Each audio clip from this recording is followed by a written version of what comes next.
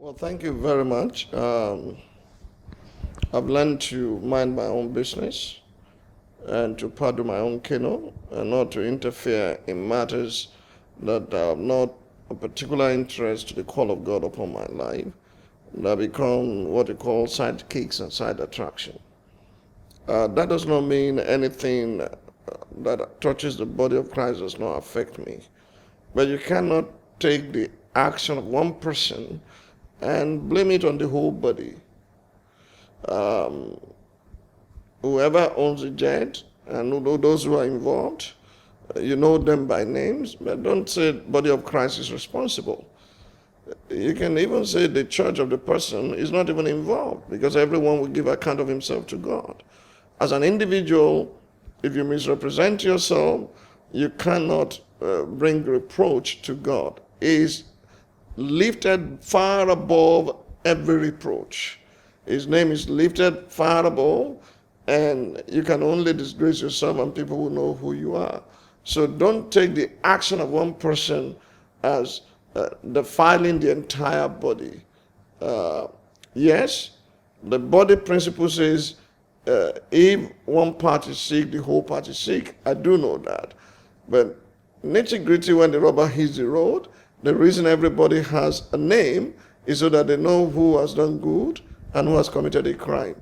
For example, you can't, if they find them guilty and they say jail is coming, you can't send the body of Christ to jail. Is that individual? So let's distinguish what one person has done and how that can affect the entire body, called the Christian body in Nigeria. Even CAN does not cover all of the Christians in Nigeria. Because not everybody belongs to CAN. In law, we might think so, but it's free association. Do you understand me? There's freedom of association. You can choose to be part of CAN and you can choose not to be part of CAN and nobody will force you. Also, let us not make sweeping statements. The federal government has not denied that they knew about the money. It's a shame that in the age where with the push of a button you can transfer money abroad, we are carrying our own affairs like those who are carrying sleaze money about and money laundering about. But if they have reasons for what they did, then the question must be put directly to them so that they can address the nation on why this had to be. The man of God who is involved, or whose jet was involved, had said that he leased his jet to that company. And he didn't know how and who and what was behind the money. If that is true, let us not judge him harshly for what he knew nothing about. But if it's untrue, you can't do anything against the truth, but for the truth has a way of coming out.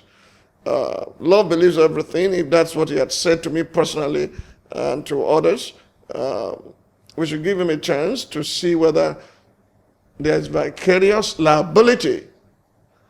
If the company that he leases a jet to is his own company, and he has foreknowledge of what they're taking the money for and why they carry the money to South Africa, then there's a big question that he only can answer.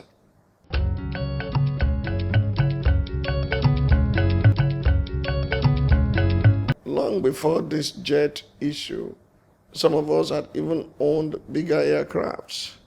I'd been part of a business deal that owned a cargo business, and the name of the Boeing 707 was christened the latter rain, but we used it for business.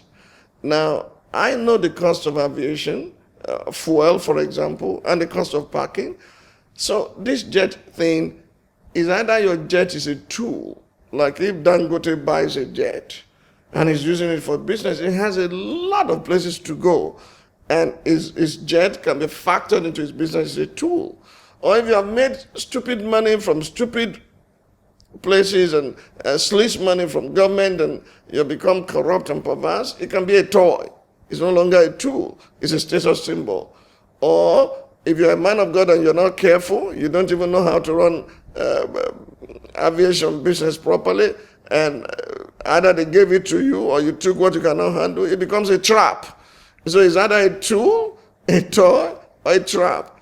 Having said all that, I would never ask for resignation if the matter has not been properly judged. Reason is simple. An accused person remains innocent until the contrary is proved. I'm a trained lawyer. Now, yes, in some clime, in the Western world especially, when anything embarrassing had come, the first thing they do is resign and show their integrity and incorruptibility to the society they serve. But in this part of the world, it is sit down and die in office and never resign. But for me to join and say resign or no resign, I have to examine the case. I'm a trained lawyer. Do you understand me? I have to hear both sides and hear the other side. And that is not, it can only make a call for resignation. It can't force him to resign.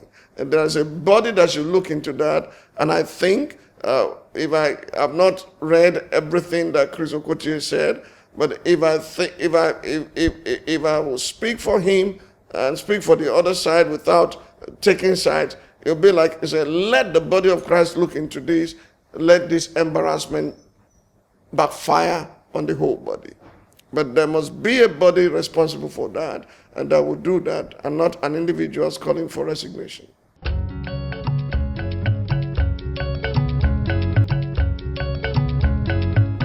If you know me well, I don't do things for the sake of others are doing it. In 1993, when we acquired the Boeing 707, it was for business venture and purposes. And you can see 1993 to today.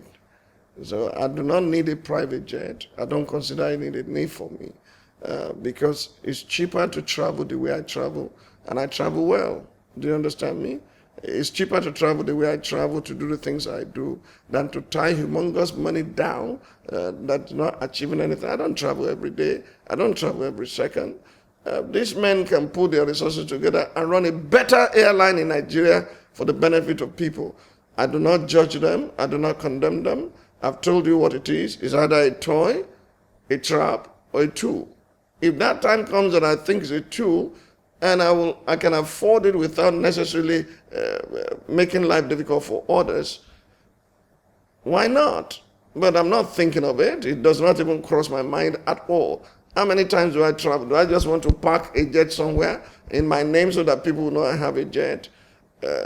Prosperity must be with purpose.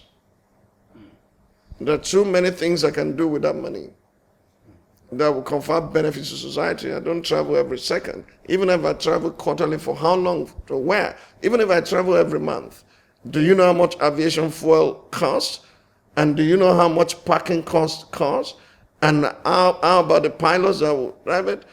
In society where this is done in such a way that you can even wet lease, or you can be part of a team that uses a jet, or a group that uses jet, or you can buy it like you buy your house, like you take a mortgage, and you pay back with negligible interest rate.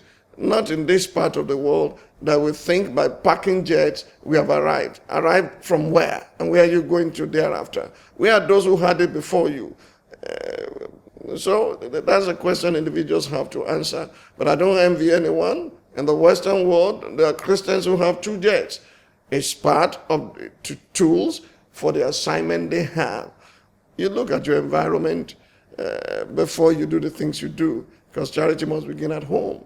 If we are going to bring order to government and ask them not to stop all profligacy, men of God also must show leadership by example.